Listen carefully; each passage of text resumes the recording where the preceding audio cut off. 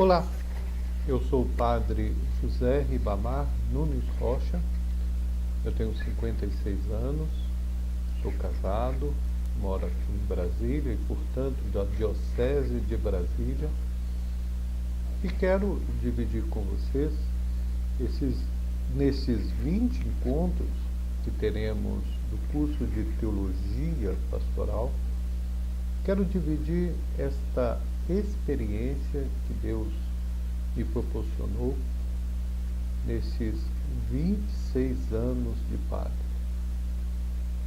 Quero dividir com cada um de vocês não só a parte teórica, mas sobretudo a vivência pastoral.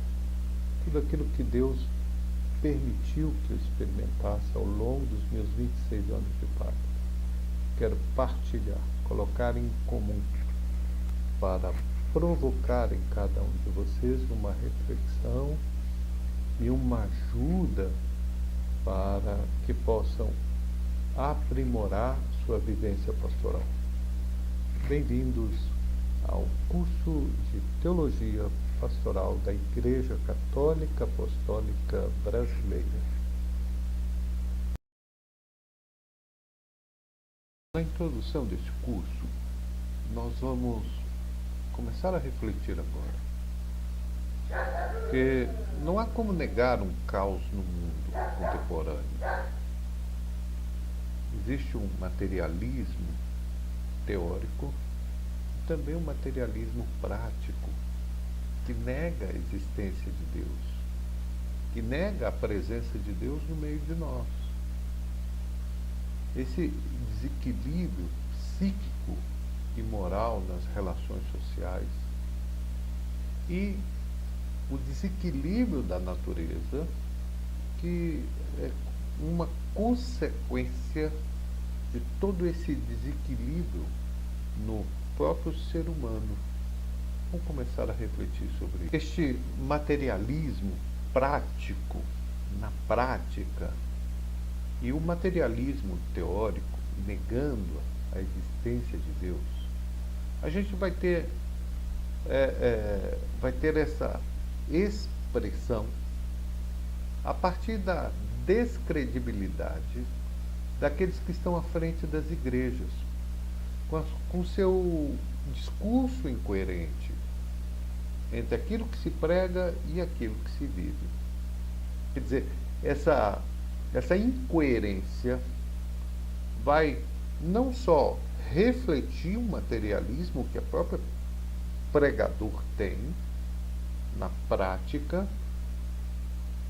como também vai gerar uma consequência naqueles que estão escutando, aqueles que estão participando da sua pregação. Vai chegando a uma descredibilidade. As pessoas pregam uma religião, e no caso o cristianismo, mas não são seguidores do Cristo. Isso vai gerando materialismo na prática e na teoria também. Por outro lado, também existe um grupo radical religioso, né? E esse radicalismo religioso leva as pessoas a uma alienação. Eles começam a viver fora da realidade, porque estão sendo levados pelo sentimento de culpa, pelo messianismo, pela teologia da prosperidade. Quer dizer, então as pessoas começam a agir neuroticamente, né? Alienados. Eu não posso fazer aquilo, às vezes uma coisa simples, né? E a pessoa já fica ali com aquele sentimento de culpa, né? Eu recordo de uma senhora que uma vez me procurou para atender a confissão, e ela partilhando na confissão que ela não estava aguentando ficar com a pessoa com que ela estava dormindo, sem ter relação sexual com ela. E aí, na conversa vai, conversa vem, aí ela me disse que era o marido dela. Mas, e eu perguntei, e por que a senhora não está tendo relação sexual? Ah, porque o padre nos orientou que era para a gente usar o sexo apenas para a procriação. Quer dizer, é uma alienação e vai fazendo com que as pessoas comecem a viver esse sentimento de culpa e ficando à mercê do pecado. Então, essa neurotização a partir da religião, do exagero da religião, da alienação religiosa, o messianismo. Existem líderes religiosos que pregam a volta de Jesus imediata, amanhã. Quer dizer, o capeta, o diabo que está em tudo, em todos. Então, esse exagero, essa alienação, tudo é o diabo, tudo é a força do mal, né? Ao mesmo tempo, também a teologia da prosperidade, sobretudo líderes religiosos evangélicos, mas também tem um grupo forte entre os católicos que pregam que as pessoas só estão prósperas porque pagaram o dízimo, por exemplo. Claro que Deus abençoa o dízimo, claro que Deus abençoa o nosso material a partir dessa relação com Ele, mas não é porque eu sou pobre que é um castigo de Deus. Então essa alienação religiosa, isso é um perigo. E a realidade é uma expressão teórica e prática do materialismo. É uma negação da relação real com Deus.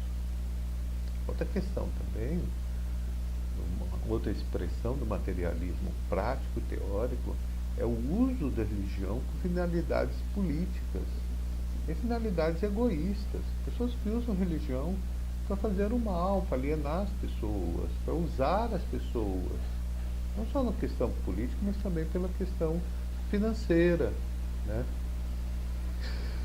Existe também um ateísmo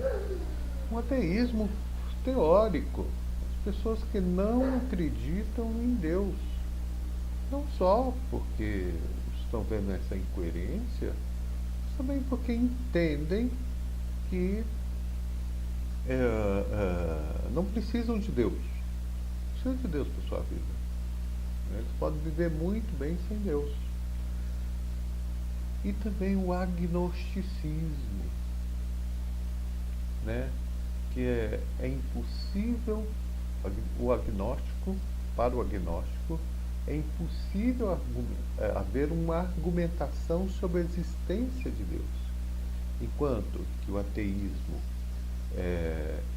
ele vive a partir daquilo que é empírico, só acredita naquilo que ele vê.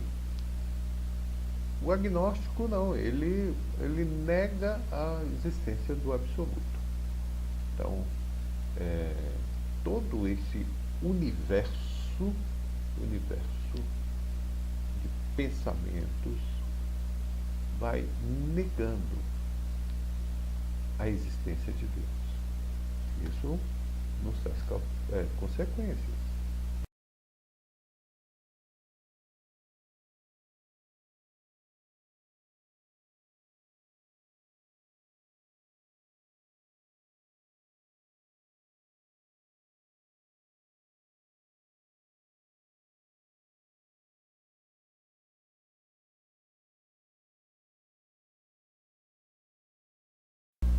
Meus irmãos, o caos no mundo contemporâneo, ele é uma consequência desse materialismo, como eu havia dito, prático e teórico. O materialismo na prática. O que também colabora com este caos, essa confusão no mundo, é este desequilíbrio psíquico e moral nas relações sociais. Se a gente parar para pensar, as instituições estão sendo ameaçadas. A família. Hoje, parece que existe uma ideologia, sobretudo a questão da ideologia de gêneros, tantas ideologias que têm como objetivo destruir a família, retirar, desconstruir a figura paterna e a figura materna, que são essenciais para o equilíbrio psíquico do indivíduo e, consequentemente, da sociedade. A questão da alienação parental, meus queridos, provoca um caos no mundo interior das pessoas e, consequentemente, o mundo exterior, que é uma loucura. O que é alienação parental? São pessoas que têm os seus filhos que vivem como se eles não fossem sua responsabilidade. Quem está educando os filhos é a internet, os grandes ídolos virtuais, os ídolos da TV, as ideologias que vão provocando um jeito novo de pensar. Então a questão da alienação é terrível, é uma ameaça, é uma afronta para a instituição familiar. A instituição política, eu pergunto para vocês, quem acredita hoje numa promessa de um político? Quem acredita na direita ou na esquerda? Ou no centro? As instituições políticas estão descredibilizadas e vai gerando consequências na economia, gerando consequências nas relações entre as pessoas, né? E as instituições religiosas, não só as religiões cristãs, mas as outras também. Quem é que acredita hoje num padre, no bispo, no pastor, no profeta? A gente vai enxergando no dia a dia tantas incoerências, tantos absurdos, tantos líderes condicionando as pessoas para aquilo que eles querem. Meus queridos, outro fator que está gerando esse desequilíbrio moral nas relações sociais é essa era digital. Hoje já não tem mais jeito de você ficar escondido. As pessoas não percebem isso, e os líderes religiosos não percebem. Se eles são incoerentes agora, eles que são líderes, isso é muito rápido, a propagação de uma bobagem que o padre faz, de uma incoerência, de uma pregação mal feita, de um escândalo, né, de uma atitude. Às vezes são coisas simples. Às vezes o padre não tem nem a intenção e nem fez nada de errado, mas os canais de comunicação, quando tem a intenção de fazer o mal, que estão sendo patrocinados por ideologias ou por pessoas materialistas, entende? Eles dão um jeito de refazer aquela imagem. Estou recordando agora de Dom Falcão, que foi cardeal de Brasília, da Igreja Católica Apostólica Romana. Recordo que uma vez saiu na revista Veja ele abençoando um motel. E um velhinho, né, cardeal, isso daí já saiu na primeira página. Só que, na realidade mesmo, o chamaram para dar a bênção num hotel, entenderam? Mas, e ele, na pressa, foi lá, foi dar uma bênção. E alguém tirou a foto e fez desta foto o seu escândalo, né? Eu não estou dizendo que tem que abençoar ou não abençoar no motel, se é coisa boa, se é coisa ruim. Mas só estou lhe dizendo aqui, o Falcão tinha uma reta intenção e o meio de comunicação que tinha a intenção de destruir a imagem da igreja, né, a Veja, tem como ideologia antirreligiosa, anticristã, fez questão de reorganizar a verdade, né? Colocar a sua verdade. Então, meus irmãos, olha, a comunicação hoje é instantânea. Você fez uma coisa errada, sai no outro dia. Ainda existem coisas certas que a gente faz e a própria ideologia do canal de comunicação vai refazer essa verdade, reorganizar a verdade. Os escândalos, as relações e os conhecimentos são superficiais. Você vê, é só você se tornar alguém alguém influenciador, e existe hoje quase que a profissão de influenciador e que ganham bastante dinheiro. Então esse influenciador dita uma verdade, ainda que ele não tenha conhecimento de nada, mas se ele tem um carisma de influenciar, então ele dita uma verdade e um tanto de gente segue na mesma barca. Um novo profeta. E aí as relações são superficiais, porque as pessoas não têm tempo. A era digital, ela faz com que a gente não tenha tempo. O que vem no Zap, o que vem no TikTok, o que vem no Google, já é a verdade. E como a gente não tem tempo, tem preguiça, e nós somos condicionados a não aprofundar nos assuntos, entramos nessa fácil. Hoje se constrói heróis e vilões da noite para o dia, como eu havia falado, né?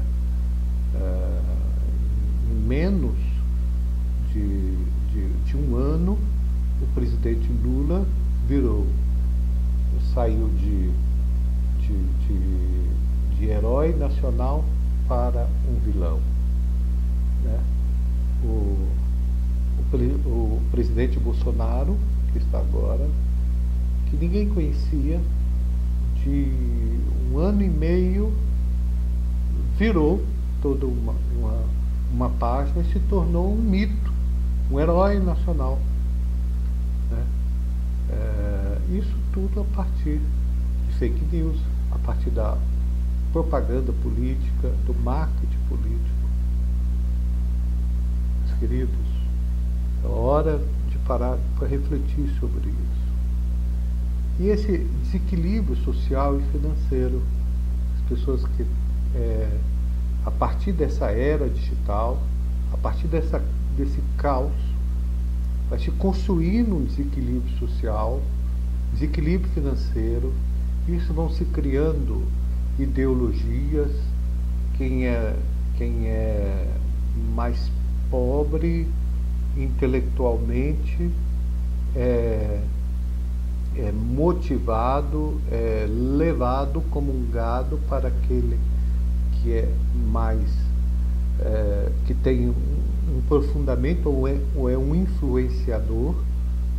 Aquele que é pobre financeiramente muitas vezes é levado por esse influenciador,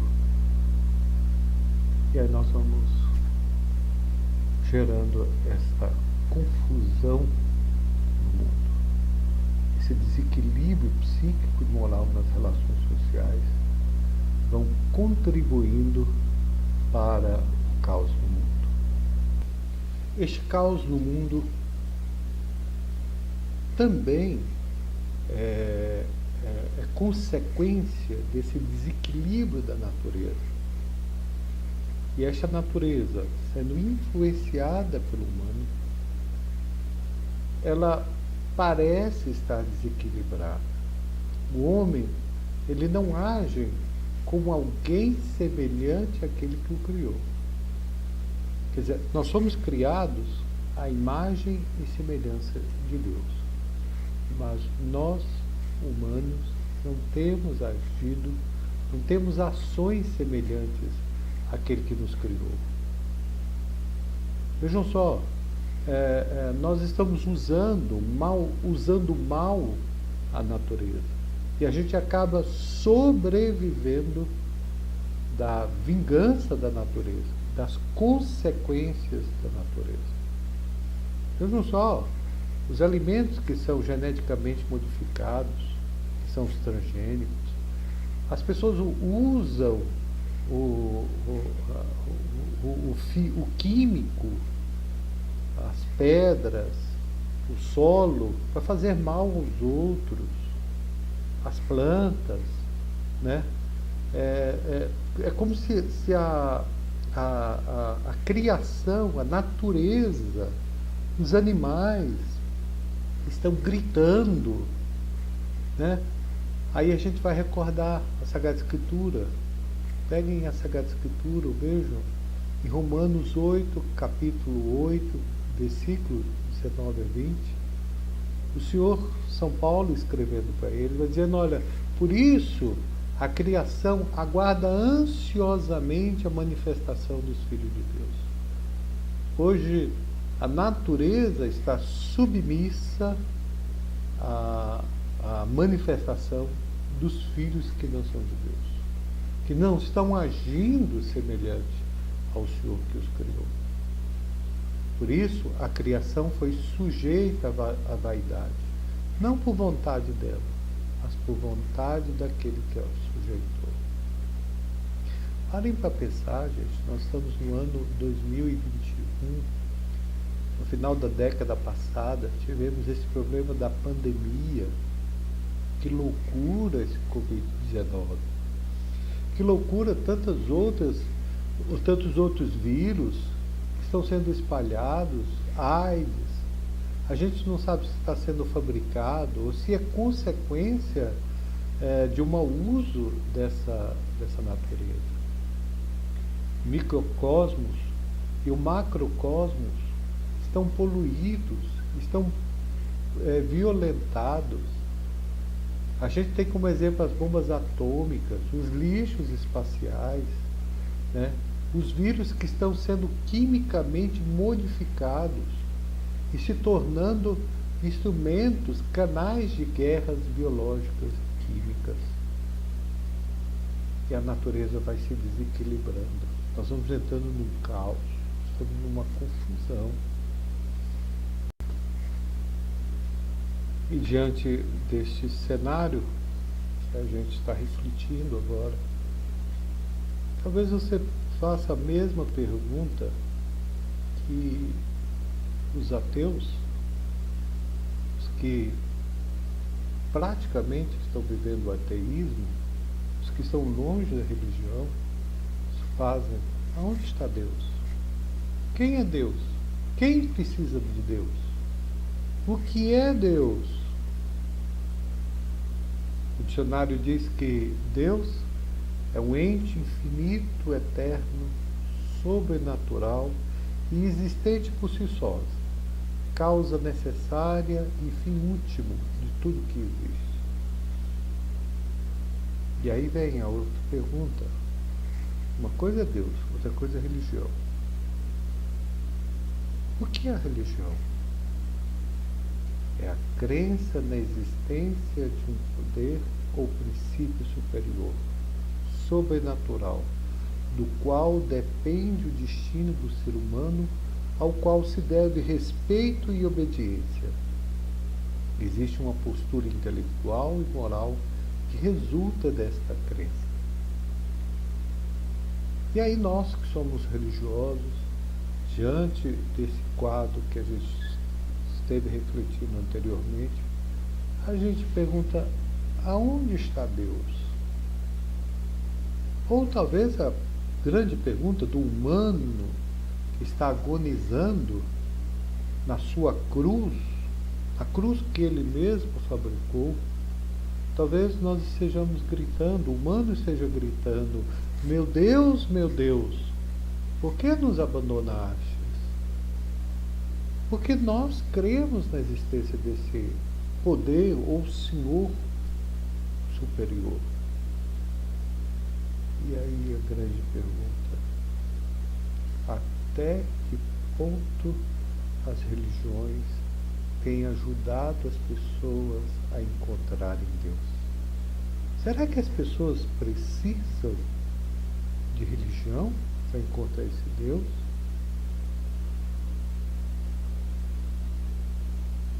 E esta é a pergunta de muita gente. Esta é a resposta de muita gente. Eu não preciso de uma religião para encontrar Deus, porque eu mesmo posso conversar com Ele. Vocês que ensinam religião não estão experimentando, não estão agindo conforme aquilo que vocês pregam. Para que eu quero uma religião? Depois dessa pergunta que ficou no coração da gente: por que religião? Para que Deus? Se Ele tem nos abandonado e nos deixado aqui nessa confusão, nesse caos.